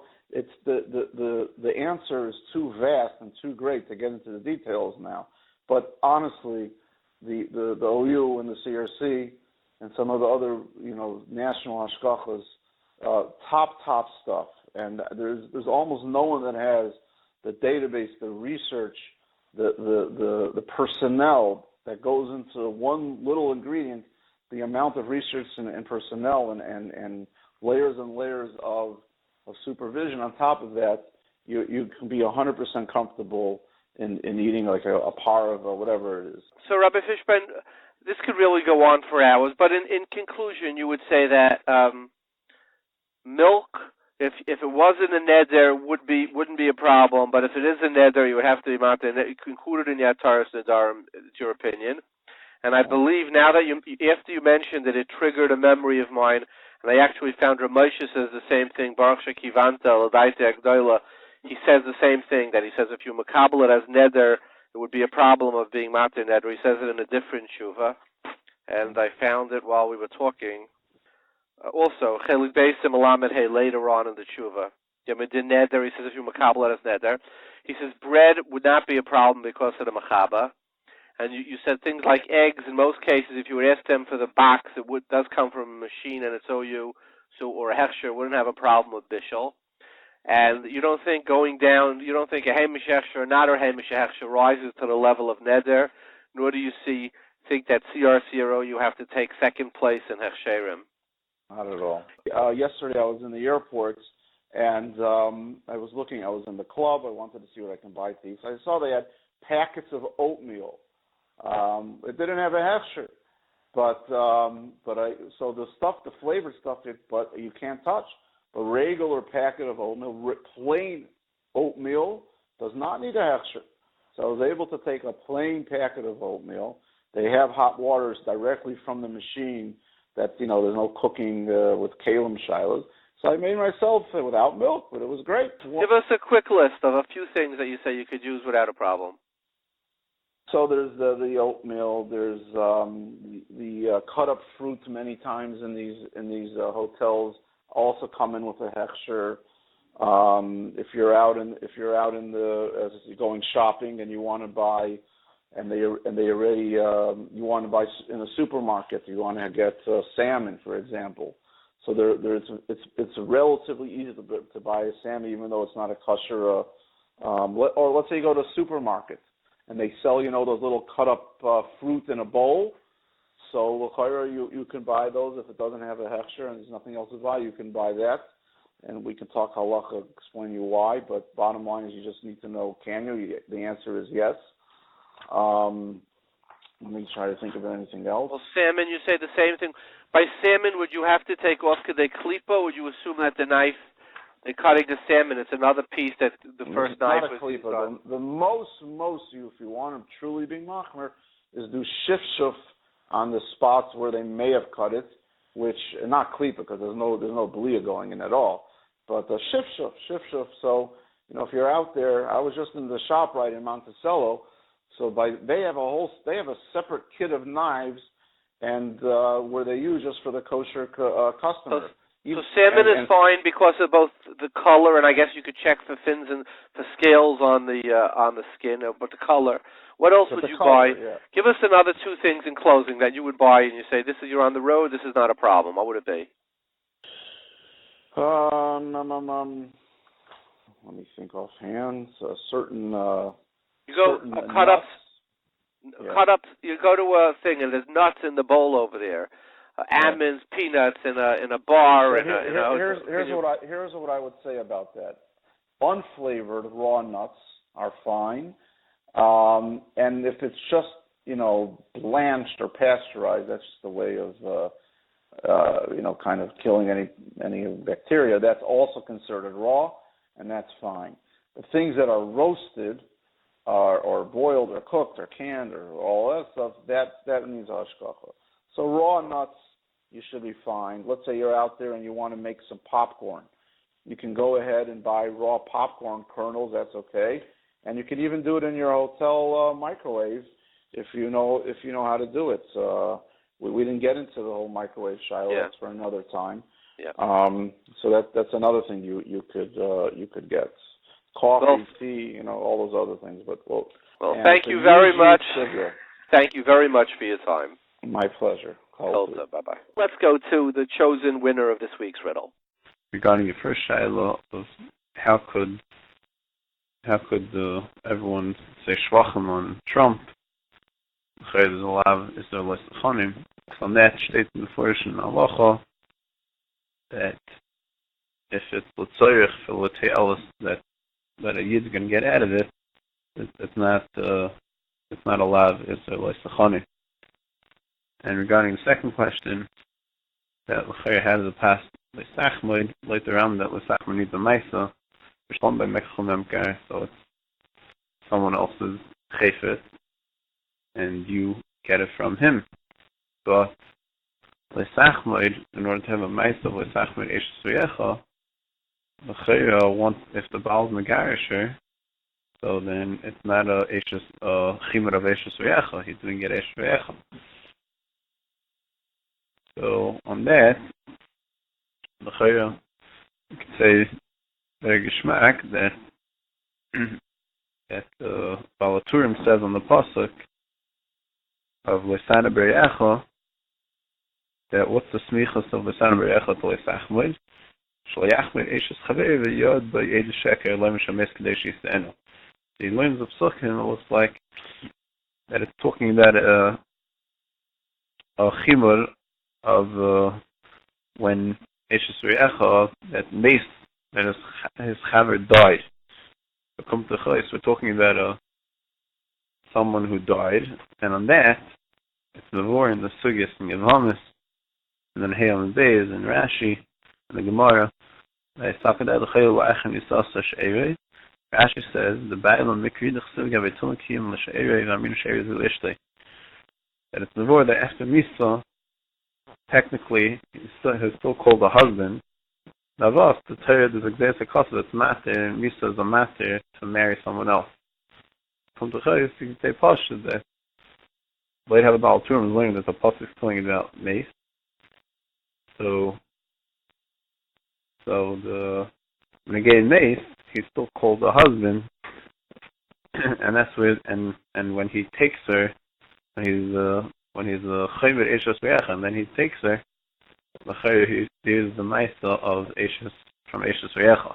Regarding the third shiloh, why is there a din? The answer Yehish Mirabim no Shema l'chayra Oisem Mitzvah Batam Mitzvah l'chayra the Torah says Pashat Kulu Chad Mitzvah. It's all one Indian mitzvah of Kabbalah Samach Shemaim. Yehish Mirabim Shema Yisrael. It's all one big thing. On that there's no halacha. There's no din of Oisem Mitzvah Batam Mitzvah because it's all one mitzvah.